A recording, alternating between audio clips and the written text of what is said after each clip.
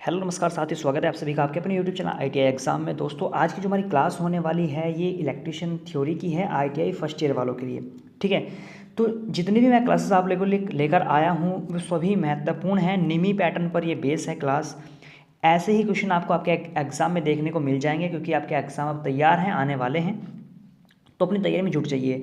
लगभग 20 क्वेश्चन होंगे आज की क्लास में। 20 क्वेश्चन हैं और महत्वपूर्ण है क्योंकि इन्हीं क्वेश्चन को जितना हो सके मतलब रट लेना निमी वालों को। ठीक है, जितने मैं करवा रहा हूँ, और उसके बाद क्लास देखने के बाद पहुँच जाओ वेबसाइट पर, वहाँ पर लगाओ टेस्ट। ठीक है, तैयारी आपकी पूरी हो जाएगी। चलो बिना टाइम वेस्ट किए सबसे पहले मैं क्लास को करता हूँ स्टार्ट। पहला क्वेश्चन आप लोगों के सामने है, पूछ रहा है, देखिए नंबर पे मैं जाना। ठीक है, नंबर भी 30वां का नंबर है, बाकी कहाँ है। ठीक है, तो बाकी मैंने क्लास में करवा रखे हैं, पुरानी क्लास आप लोग देख लेना। चलो फिर पूछ रहा है कौन सा कुचालक पदार्थ भूमिगत केबल में गर्म यौगिक की तरह डाला जाता है। तो देखिए बेसिक से मैं आपको समझाता चलूँगा। आप लोगों ने देखा होगा अंडरग्राउंड जब वायरिंग होती है, ठीक है, अंडरग्राउंड जो भी वायरिंग वगैरह होती है, ठीक है, तो यहाँ पर मान लीजिए कोई जोड़ है, दो तार हो गए, एक तार ये रहा और एक तार ये रहा। ठीक है, दो तार हो गए, पहला तार और दूसरा तार। अगर मुझे इन दोनों को जोड़ना है ज़मीन के अंदर, तो मुझे यहाँ पर क्या डालना पड़ेगा जिससे जो दोनों जुड़ जाएं। क्या मैं टेप मारूंगा यहाँ पर? टेप थोड़ी मारूंगा भाई, ये तो मतलब वैसा थोड़ी ही वायर है, तो मुझे मतलब पक्का करना है बिल्कुल। तो उसके लिए हम क्या यूज़ करते हैं, उसके हम यूज़ करते हैं बिटुमिनस यौगिक, जिसको हम बोल सकते हैं हिंदी में। आप लोगों ने देखा होगा आपके सड़कों में जो तारकोल होता है ना, तारकोल, तारकोल आप जानते होंगे, बस वही समझ लीजिए, है ना। तारकोल भी क्या बोलते हैं, बिटुमिनस यौगिक बोल सकते हैं। तो दो अंडरग्राउंड वायरिंग को जोड़ने के लिए हम किसका यूज़ करते हैं, बिटुमिनस यौगिक का। ठीक है, यहाँ पर क्या हो जाता है, ये पक्का जोड़ फिर यहाँ पर हो जाता है, तो उसको क्या बोलेंगे, option number C is right answer. Clear हो गया होगा आपको। जितना भी मैं समझा रहा हूँ बेसिक से पूरी कोशिश करूँगा आपको समझाने की। अगर क्लास अच्छी लगे तो एक बस शेयर कर देना अपने दोस्तों में और एक लाइक। ठीक है, ये आपसे मांगता हूँ। जितने मेरे भाई नए हैं वो जुड़ सकते हैं। ठीक है, कोई भी डाउट हो तो मुझे लास्ट में आप लोग कमेंट कर देना। चलिए अगला सवाल है 31 नंबर का। पूछ रहा है कि भूमि केबल में, यानी कि जो भूमिगत केबल है, बेडिंग का उद्देश्य क्या है। अब देख लो भाई, ये बेडिंग क्या होती है। सबसे पहले मैं बेडिंग के बारे में बता देता हूँ। बेडिंग का क्या कार्य होता है, ये हमें जंग से बचा, एक किस्म से पॉलिश होती है। क्या होती है, पॉलिश। मान सकते हो ये क्या काम करती है, जंग से बचाती है हमें, जंग। आप लोगों ने देखा होगा आपके पास घरों में साइकिल होगी, मोटरसाइकिल होगी, जब हैंडल होता है, हैंडल उसमें जो चमकीली चीज़ होती है ना, चमकीली लगी होती है, मतलब चमकीली टाइप की, वो क्या काम करती है, जंग से बचाती है ना। तो वही एक किस्म से उसको बीडिंग बोल सकते हैं। ये क्या करती है, जंग से बचाती है।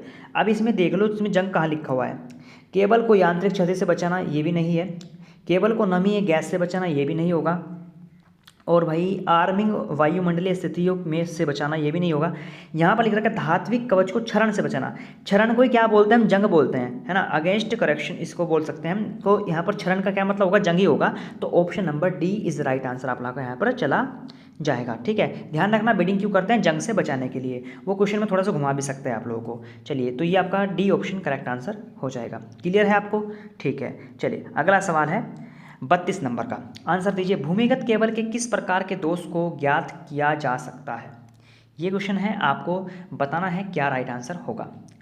तो किसका मतलब फॉल्ट, एक किस्म से फॉल्ट की बात कर रहा है। कहीं पर भी अगर केबल में अंडरग्राउंड में मान लीजिए नीचे ज़मीन में जो वायर बिछे होते हैं, है ना, अंडरग्राउंड वायरिंग बोलते हैं उनको, तो वहाँ पर जब फॉल्ट हो जाता है, कुछ शॉर्ट वगैरह हो जाता है, फॉल्ट वगैरह, तो उसको ढूंढने के लिए, उस फॉल्ट को जांच करने के लिए किसका यूज़ करते हैं हम, तो उसको बोलते हैं हम लूप टेस्ट। ठीक है भाई, क्या बोलेंगे, लूप टेस्ट बोलते हैं। जब भी अंडरग्राउंड वायरिंग में कोई फॉल्ट हो जाए, ठीक है, कहीं पर तार वगैरह पटक जाए या फिर ऐसी स्थिति उत्पन्न हो जाए, है ना, तो वहाँ पर उस चीज़ को ढूंढने के लिए हम लूप टेस्ट का यूज़ करेंगे।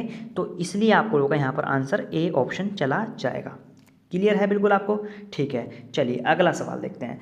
आई होप मैं अब जितना समझा रहा हूँ आपको समझ में आ रहा होगा। अगर ऐसे समझोगे तो आप बिल्कुल मतलब बिल्कुल भी मार नहीं खाओगे, आईटीआई के एग्ज़ाम में बिल्कुल आप क्लियर करके आओगे। ठीक है, अगला सवाल है 33 नंबर का। 33 नंबर में अब क्या बोला गया है, देखिए पूछ रहा है, यदि एक हुए चालक को 7/1.40 से इंगित किया जाता है, तो 1.40 क्या मतलब है। तो देखिए सबसे पहले तो मैं आपको बता दूं, ये जो 1.40 आखिर है क्या, है ना। देखिए मान लीजिए आपके पास कोई तार है, ठीक है, एक केबल है, और उसके अंदर कंडक्टर जुड़े हैं कितने, 1 2 3 4 5 6 और एक 7। ठीक है, कंडक्टर कितने जुड़े हैं, 7 जुड़े हैं। ठीक है, तो यही पूछ रहा है। जहाँ पर देखिए आप लोग देख सकते हैं 7 लिख रहे हैं, 7 बटे लिख रखा है, 7/1.04। तो यहाँ पर ये 7 क्या है, यहाँ पर 7 हैं जो इस केबल में कंडक्टर की संख्या है। आप लोग देख सकते हो 1 2 3 4 5 6 7, तो 7 क्या हो गई कंडक्टर की संख्या। अब ये 1.04 के बारे में हमसे पूछा है कि 1.40 क्या दर्शाता है। तो ये दर्शाता है जो ये छोटे छोटे कंडक्टर है ना, इसमें 7 है ना, या मैं इसको रफ कर रहा हूँ, जो ये अंदर 7 कंडक्टर लगे थे छोटे छोटे, इनका व्यास है, कितना है इनका व्यास, इसका डाया कितना है 1.40, ठीक है, इनका डाया बोलते हैं इसको। तो आप लोग देख सकते हो प्रत्येक चालक का डाया देखिए कहाँ पर है, ये आपको डी ऑप्शन में, यानी कि प्रत्येक चालक का डाया, जो ये छोटे छोटे लगे हुए थे ना 7 डाया लगे हुए थे इसमें, तो इस प्रकार से ये क्या है कि डाया है।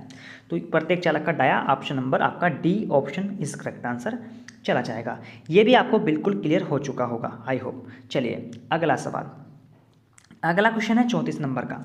34 नंबर के क्वेश्चन में आपको दिया गया है कि एल्युमिनियम चालक की चालकता का क्या मान है, ये आपसे पूछा है। इसका आपको फुल्ली आंसर मुझे बताना है। ये तो सबको बेसिक से पता होगा क्योंकि मैंने इस पर ऑलरेडी वीडियो मैंने आप लोगों को करवाए भी थे ऐसे क्वेश्चन, है ना। तो ये कौन सा है, इसको क्या बोलते हैं 35 जो है होती है मोह पर मीटर होती है। देखिए आपको दोनों पॉइंट यहाँ पर ध्यान रखना है, ओम अलग होता है और मोह अलग होता है, ठीक है। देखिए ओम तो कैसा होता है, ओम का सिंबल कैसा होता है इस प्रकार से, और जो आपका ये मोह होता है इसका उल्टा हो जाता है डायरेक्टली, ठीक है। ये क्या होता है आपका मोह होता है, तो यहाँ पर ऑप्शन नंबर ये चला जाएगा आपका 35 मोह, तो ये आपका option number C is right answer चला जाएगा, ठीक है। दोनों पॉइंट आपको ध्यान रखना है। चलिए अगला सवाल पूछ रहा है केबल की अधिक अतिरिक्त धारा सुरक्षा के लिए धारा रेटिंग कारक क्या है। तो मेरे भाई अब ध्यान से सुन लो, ये क्वेश्चन ना मतलब 3 से 4 टाइप के क्वेश्चन हैं और ये रिपीटेड हो रहे हैं ऐसे ऐसे क्वेश्चन। तो ध्यान रखना जब भी पूछ ले केबल की अधिक अतिरिक्त धारा, ये बस मेन ऐसे पॉइंट, इसको आप नोट डाउन कर सकते हो कहीं पर भी। अगर आपको आपके ऑनलाइन एग्जाम में दिख जाए कि अधिक, क्योंकि ये क्वेश्चन बनेगा मुझे पता है, ऐसे क्वेश्चन जरूर बन रहा है, वो जो नंबरिंग टाइप के है ना 1 पॉइंट करके क्वेश्चन ज़्यादा बन रहे हैं आपके एग्जाम में। तो ये पॉइंट आपको ध्यान रखना है, अधिक अतिरिक्त धारा का कितना होता है, सुरक्षा धारा रेटिंग कितना होता है, वो होती है आपकी 0.81, ठीक है। कितनी होती है 0.81 होती है अधिक अतिरिक्त धारा। तो ये पॉइंट आपको ध्यान रखना है, ठीक है। कितनी होगी ऑप्शन नंबर सी, बस अधिक अतिरिक्त धारा याद करनी है आपको। इसमें दूसरा क्वेश्चन कैसे पूछ लेगा, वो अधिक हटा देगा, खाली पूछेगा कि केबल की अतिरिक्त धारा कितनी है, तो वो हम निकालेंगे, मैं आपको आगे बताऊंगा कैसे कैसे आपको करना है, ठीक है। वो सब कुछ आपको क्लास में पता लगने वाला है, लेकिन अगर डायरेक्टली पूछ ले कि अधिक अतिरिक्त धारा तो आपको 0.81 लगा के आना है, ठीक है। चलो फिर अगला सवाल, ये है 36 नंबर का। पूछ रहा है भूमिगत केबल में उदासीन चालक का आकार फेज चालक की तुलना में कैसा होता है। तो देखिए भाई अब मैं यहाँ पर पूछ रहा है भूमिगत की बात कर रही है, देखिए कि एक तो होगा आपका फेज, ठीक है, किसकी बात कर रहा है ये, यानी कि कंपेयर टू फेज कंडक्टर, एक आपका होगा फेज कंडक्टर और एक हो क्या कौन सा होगा आपका यूजी केबल, यानी कि जो आपका अंडरग्राउंड केबल होता है ना, न्यूट्रल एक किस्म से बोल सकते हो, है ना, फेज और न्यूट्रल दोनों की बात पूछ रहा है। तो ये इससे कैसा होता है, तो ये मेरी बात सुनिए, हमेशा ध्यान रखना, यहाँ पर भूमिगत केबल की बात हो रही है, तो इसमें जो है ना फेज से आधा होता है, कैसा होता है फेज से आधा होता है, कौन सा न्यूट्रल का। जैसे मैंने 2 सिंबल आप गोल गोल बना दिया ना मैंने यहाँ पर, देखिए आप लोग देख सकते हो, है ना। तो फेज वाला हमेशा बड़ा रहेगा और न्यूट्रल वाला यहाँ से हमेशा छोटा रहेगा अंडरग्राउंड में, ठीक है। तो जो यूजी लिखा हो ना, यूजी ये क्या है आपका अंडरग्राउंड केबल है, इसकी फुल फॉर्म हो गई।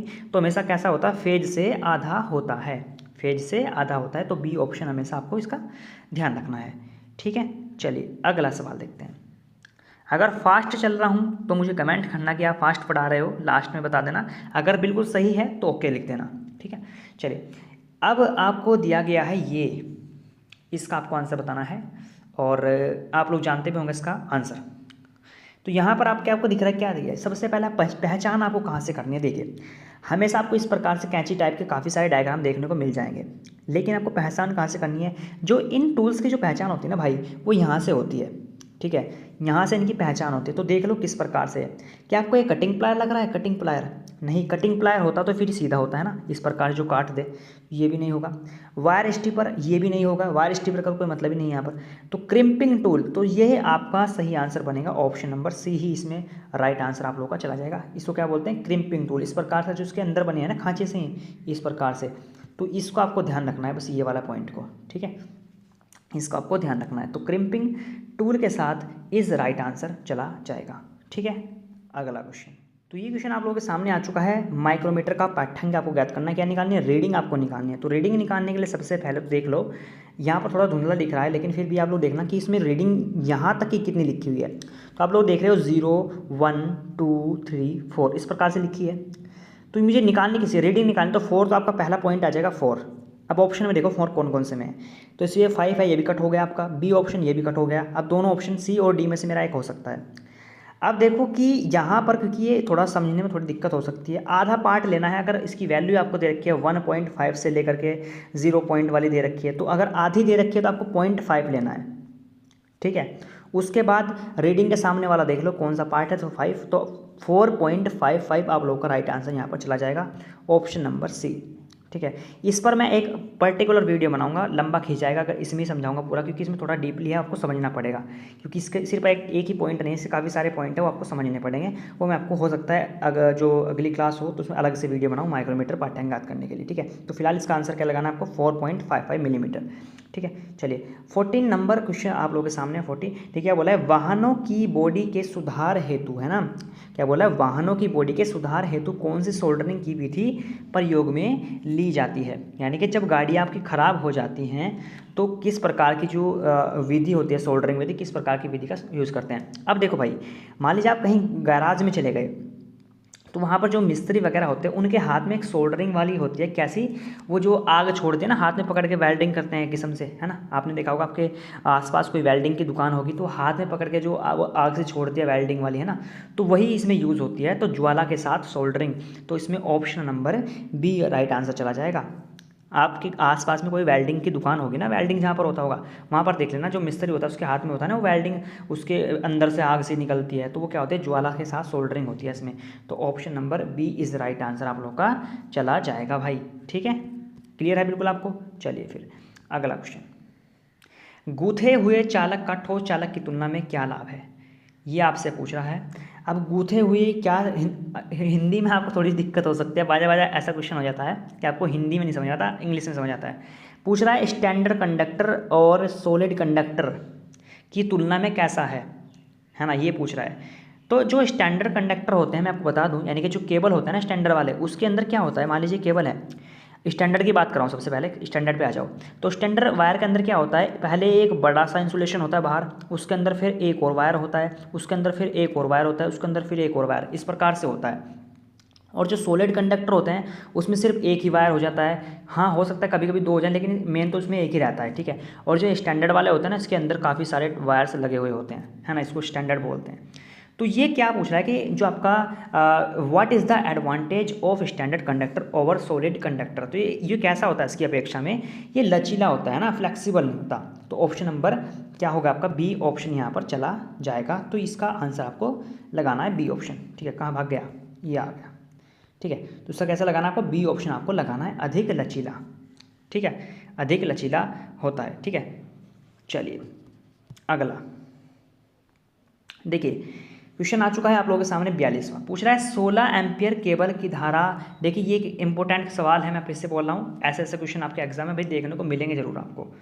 पूछ रहा है 16 एम्पियर की धारा क्षमता ज्ञात क्या है यदि यह अधिक अतिरिक्त धारा, वही आ गया ना क्वेश्चन, अधिक अतिरिक्त धारा वाला क्वेश्चन। तो बहुत ज़्यादा क्वेश्चन बन रहे हैं इस प्रकार से, तो आपको ध्यान रखना है। जब भी वो अधिक अतिरिक्त धारा पूछेगा डायरेक्टली, तो आपको 0.81 लगाना है, जैसे मैंने आपको बताया था 0.81 लगाना है। अगर पूछ लेगा 16 एम्पियर के साथ, 16 एम्पियर के साथ हमेशा कितना रहेगा इसका, 13 एम्पियर रहेगा। तो यहाँ पर कितना हो जाएगा, option number B is right answer आप लोग का चला जाएगा। क्या जाएगा, option number B is right answer चला जाएगा। अब इसमें तीसरा पॉइंट वो एक और पूछेगा, वो पूछेगा आपका 6 एम्पियर के साथ। तो 6 एम्पियर का भी आपको ध्यान रखना है, 6 एम्पियर के साथ कितना होगा, 5 एम्पियर का। अगर आपको ऐसा नहीं निकालना तो आप 0.81 से मल्टीप्लाई करके भी इसका ऐसा सिस्टम निकाल सकते हो, लेकिन ये 2-3 मेन है जो आपके एग्जाम में बन रहे हैं, तो इनको आपको ध्यान रखना है। तो इस क्वेश्चन का राइट आंसर जाएगा आपका बी ऑप्शन, 13 एम्पियर धारा, ठीक है। चलिए अगला सवाल देखते हैं। बिजली की मात्रा के लिए इकाई पूछ रहा है। अब बिजली की मात्रा के लिए आप मुझे पता है क्या लगा के आओगे, इसमें आप टेकोगे भाई म्यो, है ना। लेकिन मैं बता रहा हूँ ओम अलग चीज़ हो गई और म्यो अलग चीज़ हो गई। ओम क्या होता है, इस प्रकार से होता है ना, और म्यो कैसा होता है, ये इस प्रकार से होता है, इसका सिंबल इस पर उल्टा बन जाता है ना। तो यहाँ पर 43 का जो राइट आंसर जाएगा ना वो कूलाम के साथ जाएगा, ये आपको ध्यान रखना है, ठीक है। मात्रा की इकाई कितनी होती है, कूलाम होती है। तो ये option number B is right answer आप लोगों का चला जाएगा, ठीक है। क्लियर है। अगला सवाल, अगले सवाल में देखते हैं अगला सवाल में क्या बोला गया है। पूछ रहा है सोल्डरिंग विधि का क्या नाम है, ये आपसे पूछा है 44 का। डायग्राम देख सकते हो, तो आप लोग इसका राइट आंसर बता दो डायरेक्टली देख कर ही, है ना। तो इसका क्या बोलेंगे, सोल्डरिंग आयरन बोल सकते हैं उसका, है ना, सोल्डरिंग आयरन। तो ऑप्शन नंबर 44 का आप लोगों के साथ बी ऑप्शन के साथ चला जाएगा, सोल्डरिंग आयरन इसको हम बोलेंगे, ठीक है भाई। Option number B is right answer. Clear है, ठीक है। अगला सवाल देखते हैं। पूछ रहा है कि विद्युत वाहक बल ज्ञात करने के लिए किस फॉर्मूले का यूज़ करेंगे हम। विद्युत वाहक बल ज्ञात करने के लिए किस फॉर्मूले का यूज़ करेंगे। तो इस पर आपको न्यूमेरिकल देखने को मिलेंगे, ठीक है, और आपके एग्जाम में न्यूमेरिकल भी आएंगे। तो फॉर्मूले का बिल्कुल मत छोड़ना, क्योंकि फॉर्मूले आपको ये बहुत इंपॉर्टेंट है। तो इसका जो फॉर्मूला होता है वो होता है EMF बराबर विभवांतर प्लस वोल्टेज पाथ, ठीक है। आपको वोल्टेज पाथ दे देगा, विभवांतर दे देगा, आपसे EMF पूछ लेगा। तो इस प्रकार से जो न्यूमेरिकल है मैं आपको स्वयं करवाऊंगा, वो मेरी टेंशन है, करवाना ना करवाना, ठीक है। तो यहाँ पर आप बी ऑप्शन लगाइए बस, ठीक है। याद कर लीजिए फॉर्मूले को, जिस वक्त मैं न्यूमेरिकल लाऊंगा फिर आपको फॉर्मूला पूछूंगा बस मैं, और कुछ नहीं है। बस आपका काम है फॉर्मूला याद करना, करवाना मेरा काम है, ठीक है। चलिए अगला सवाल देखते हैं भाई। अगला सवाल 46वां क्वेश्चन है आप लोगों के सामने। देखिए अब की बार क्वेश्चन पलट चुका है, 46वां क्वेश्चन देखिए। अब की बार उसने पूछा है अतिरिक्त धारा कितनी होगी। पिछली बार किस क्वेश्चन में क्या पूछ रहा था, अधिक अतिरिक्त धारा, है ना। पिछली बार क्वेश्चन जो गया था पीछे उसमें क्या पूछ रहा था, अधिक अतिरिक्त धारा। लेकिन इसने अब की बार अधिक को हटा दिया है। अब की बार इसने डायरेक्टली पूछ लिया है कि केबल की पास की अतिरिक्त धारा कितनी होगी, है ना। तो अधिक के लिए हमेशा रहती है 0.81 जो मैंने अभी आपको बताई, और अगर पूछ ले खाली अतिरिक्त धारा तो अतिरिक्त धारा रहती है आपकी सी ऑप्शन 1.23, ठीक है। दोनों पॉइंट इंपॉर्टेंट है, याद रखना, क्वेश्चन 100% फंसेगा ही फंसेगा, ठीक है। ये पॉइंट आपको ध्यान रखना है, क्लियर है ना आपको। अगर अतिरिक्त पूछ ले, खाली अतिरिक्त पूछे तो आपका 1.23 रहेगा। अगर पूछ ले अधिक अतिरिक्त धारा तो 0.81 आपका हो जाएगा आंसर, ठीक है। क्लियर हो चुका होगा, ओके। चलो बढ़ते हैं अगले सवाल की ओर। पूछ रहा है solid conductor compress to standard conductor. अब की बार उल्टा कर दिया इसने, क्वेश्चन पूछ रहा है ठोस चालक की गुथे हुए चालक की तुलना में हानि। पिछली बार क्या पूछ रहा था, लाभ पूछ रहा था। सॉलिड कंडक्टर और स्टैंडर्ड कंडक्टर में मतलब क्या लाभ है, मतलब क्यों उसको हम यूज़ करते हैं। लेकिन अब पूछ रहा है कि उसकी हानि क्यों है ना। पूछ रहा है हम अगर सॉलिड कंडक्टर को यूज़ करें स्टैंडर्ड की तुलना में तो उसकी हानि क्या होगी। तो वो क्या मैंने आपको बताया अभी, क्यों क्या होता है, मतलब स्टैंडर्ड की अपेक्षा में क्या होता है, वो एक किस्म से कम लचीला होता है। क्या होता है, कम लचीला होता है, इसलिए हम इसको सॉलिड को कम यूज़ करते हैं। तो ऑप्शन नंबर बी आंसर आप लोगों का सही हो जाएगा। बताया ना मैंने अभी आपको, स्टैंडर्ड कंडक्टर क्या होता है, जिसके अंदर काफ़ी सारे वायर होते हैं जो बढ़िया होता है। सॉलिड क्या होता है, जिसके अंदर एक ही तार होता है, ये क्या होता है, कम लचीला होता है। क्या होता है, कम लचीला। तो इस वजह से आपका बी ऑप्शन राइट आंसर चला जाएगा। इसलिए हम ज़्यादा यूज़ करते हैं स्टैंडर्ड कंडक्टर वाले केबल को, ठीक है। स्टैंडर्ड केबल वाले कंडक्टर को हम ज़्यादा यूज़ करते हैं। चलिए, तो ये पॉइंट आपको क्लियर हो चुका होगा। अगला सवाल पूछ रहा है सोल्डरिंग विधि का नाम क्या है। आपको इस सोल्डरिंग दिया गया है, इस विधि का आपको नाम पूछा है। तो देखते हैं इसका आंसर आप लोग क्या लगाते हो। तो देखो भाई, इसका जो राइट आंसर जाना चाहिए, देखते हैं कौन सा है। तो यहाँ पर हाँ, इसको हम बोलेंगे सोल्डरिंग गन के साथ सोल्डर करना, ठीक है। ये क्या आपकी सोल्डरिंग गन हो गई, तो सोल्डरिंग कर रहे हैं इसके साथ, तो ये तो आसान ही है, अलग ही दिख रहा है। तो सी ऑप्शन आप लोग का राइट आंसर यहाँ पर चला जाएगा, सोल्डरिंग गन के साथ सोल्डरिंग करना। क्लियर है भाई, हाँ बिल्कुल। चलिए अगला सवाल देखते हैं।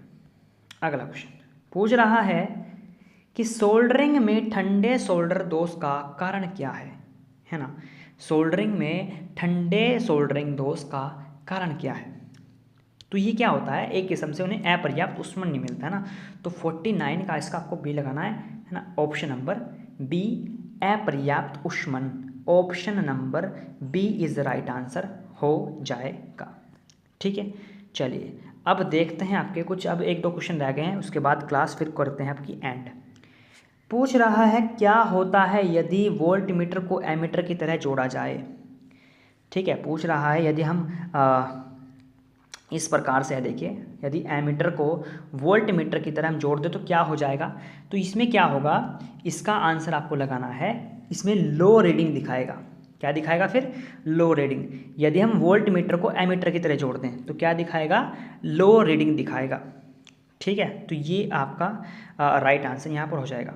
और अगर वोल्ट मीटर को एम्पेयर की तरह जोड़ दें तो मीटर जल जाएगा फिर, है ना। तो इस प्रकार से आप लोग इसका उल्टा सीधा कर सकते हो। तो यहाँ पर option number A is right answer चला जाएगा। ठीक है, क्लियर है।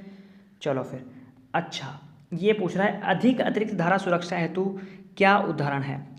जब भी आपको हैवी करंट की आवश्यकता होती है और उसको आपको ले जाना है सुरक्षा हेतु, तो किसका यूज़ करेंगे हम पुनः तार बांधने योग्य फ्यूज़ इकाई का हम यूज़ करेंगे, रिवाइबल टाइप फ्यूज़ यूनिट, है ना। तो ये हैवी कंडक्टर के लिए होती है, किसके लिए? हैवी के लिए ज़्यादा, है ना। तो option number D is right answer हो जाएगा।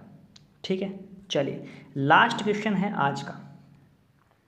लास्ट सवाल है, पूछा है कि अधिक अतिरिक्त धारा सुरक्षा हेतु क्या उदाहरण है? ये तो क्वेश्चन हो गया ना। हाँ, ये क्वेश्चन है, विस्तार लाइनों के लिए कौन सा कंडक्टर उपयोग होता है? विस्तार लाइनें यानी कि जो आपके घरों के बाहर जो खंबे लगे होते हैं वहाँ पर जो लाइनें जाती हैं उसके लिए पूछ रहा है ये। तो इस पर कौन सा करते हैं? बेयर कंडक्टर का यूज़ करते हैं। किसका? बेयर कंडक्टर्स का।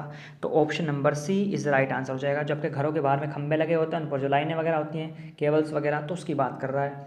तो बेयर कंडक्टर्स का यूज़ होता है। तो यहाँ पर C option is right answer हो जाएगा।